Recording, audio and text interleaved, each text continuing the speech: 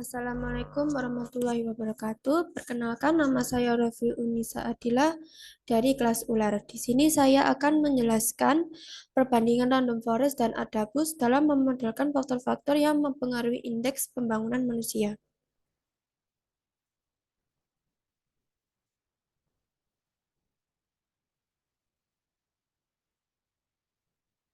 Latar belakang indeks pembangunan manusia atau yang disebut IPM adalah mengukur capaian pembangunan manusia berbasis sejumlah komponen dasar kualitas hidup dan dapat mempengaruhi tercapainya pembangunan ekonomi di suatu negara. Hal ini berkaitan dengan seberapa besar kualitas manusia di negara tersebut. Salah satu ukuran yang digunakan untuk mengukur kualitas manusia adalah indeks pembangunan manusia. Rumusan masalah. Yang pertama, berapakah hasil skor IPM dari tingkat nilai akurasi setelah melakukan model balancing? Yang kedua, berapakah hasil skor IPM dari tingkat nilai akurasi setelah melakukan model adabus?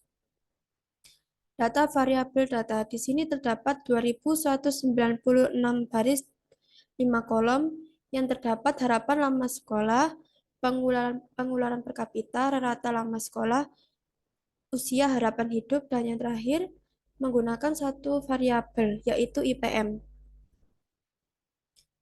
Selanjutnya, processing data. Yang pertama yaitu menghilangkan data nul, yang kedua menghilangkan variabel data, yang ketiga mengubah tanggal menjadi indeks, empat melakukan variabel hex sebagai time, yang kelima visualisasi dataset. Model dan parameter model. Saintek yang pertama menggunakan model random forest. Terdapat parameter estimator yaitu 15. Yang kedua menggunakan model adabus dengan estimator 100. Ukuran kebaikan model. Setelah melakukan perhitungan dataset dengan hasil dari menggunakan model random forest dan model adabus menghasilkan skor training akurasi yang berbeda. Pada saintek yang pertama menggunakan model random forest. Training akurasi skor yaitu 1,0 dan 0,96. Lalu saintek yang kedua menggunakan model adabus dengan training akurasi skor yaitu 0,57 dan 0,56. Lalu di sini saya akan menjelaskan programnya. Yang pertama yaitu import library dataset. Lalu yang kedua melakukan evaluasi pada dataset. Dataset ini tersedia di LMS Orbit. Yang pertama yaitu harapan lama sekolah, pengeluaran per kapita, rata lama sekolah, dan usia harapan hidup. Lalu menampilkan baris dan kolom dimensi dari dataset yang terdapat 2196 baris dan 5 kolom. Selanjutnya menampilkan data dari dataset. Lalu menampilkan 5 baris teratas dari dataset. Selanjutnya menampilkan 5 baris terakhir dari dataset. Lalu menampilkan data duplikat yaitu hasilnya 0. Lalu menampilkan data yang bernilai 0.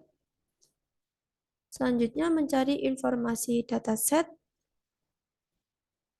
yang terdapat memory usage. Lalu selanjutnya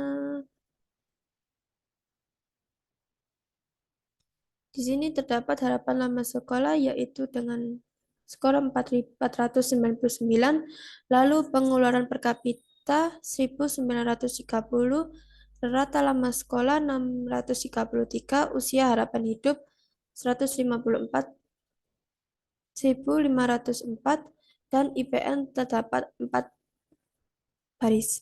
Selanjutnya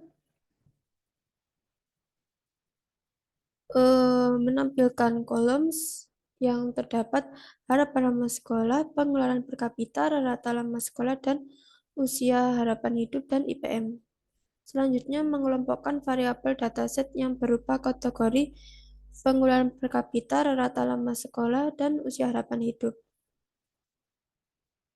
Dan selanjutnya menampilkan dataset pada pengeluaran per kapita, rata lama sekolah, dan usia harapan hidup yang terdapat 2196 baris dan 3 kolom. Selanjutnya menampilkan skor, terdapat 3 baris yang sudah saya jelaskan di atas. Selanjutnya melakukan mapping data. Lalu melakukan visualisasi data pada IPM yang terdapat 3 kolom, yaitu berapa lama sekolah, pengeluaran per kapita, dan rata lama sekolah. Lalu usia harapan hidup. Selanjutnya melakukan visualisasi yang diperoleh informasi dataset dengan IPM tertinggi dan IPM terendah. Lalu menampilkan dataset dengan IPM kategori terbanyak. Selanjutnya import random forest, lalu menghapus variabel IPM dari dataset, lalu masuk sebagai variabel X dan memasukkan variabel IPM sebagai variabel Y. Selanjutnya membagikan data training dan testing dengan rasio 27% data dan menampilkan data testing sebagai pemilihan random state sebesar 48 hingga diperoleh dimensi dari data training sebanyak 1471 dan testingnya sebesar 725. Selanjutnya modeling. Yang pertama, melakukan random forest dengan decision tree menggunakan entropi dan perolehan informasi, yaitu random forest classifier dengan entropi estimator 15. Selanjutnya, menginisialisasikan hasil produksi random forest dengan YPRED. Hasil dari prediksi digunakan untuk menghitung conversion metric. Selanjutnya, evaluation, menghitung dan menampilkan conversion metric YTES dan YPRED. Selanjutnya, menampilkan nilai akurasi untuk prediksi data testing, training set akurasi score yaitu 0,99%. Selanjutnya yang keempat, branching data. Data training dilakukan untuk smooth branching data. Random forest classifiers akan kembali untuk menggunakan nama classifier RF2 karena classifier RF telah digunakan sebelumnya. Decision tree sebanyak 15 kali dan tetap dengan kriteria entropi dataset yang digunakan adalah smooth. Selanjutnya di sini terdapat hasil random forest classifier dengan entropi estimator sebanyak 15. Selanjutnya memperoleh nilai X dan Y menggunakan data smooth. Menghitung nilai metrik data type-nya hasilnya INT 64. Lalu selanjutnya menampilkan nilai akurasi untuk prediksi data. Di sini training set akurasinya sebanyak 1,0 dan 0,96. Lalu menambahkan model Adabus. Melakukan penambahan metode dengan model Adabus, lalu menampilkan nilai akurasi untuk prediksi data training.